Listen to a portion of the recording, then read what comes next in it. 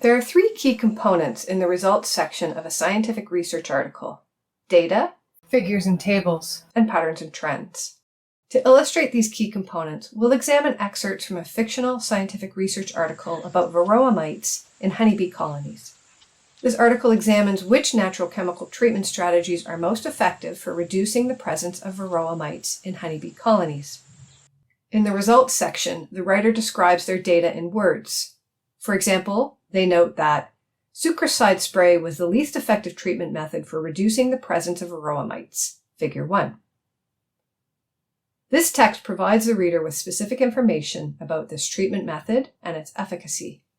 The reference to Figure 1 is in parentheses so that the reader can opt to look at the figure to see the data for themselves. The writer also includes figures to visually illustrate specific data.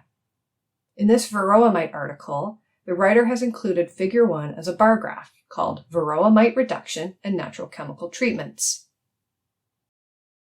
This graph indicates the efficacy of each treatment type, providing the reader with a visual representation of data that illustrates comparisons and relationships.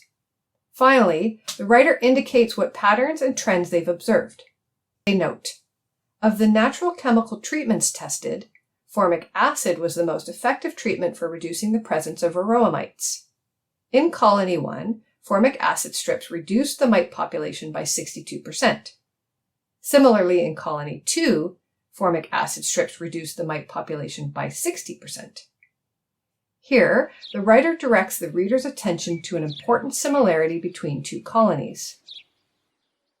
Providing your results through three key components, data, figures, and patterns and trends, you offer your reader multiple ways to engage with and understand the findings of your research.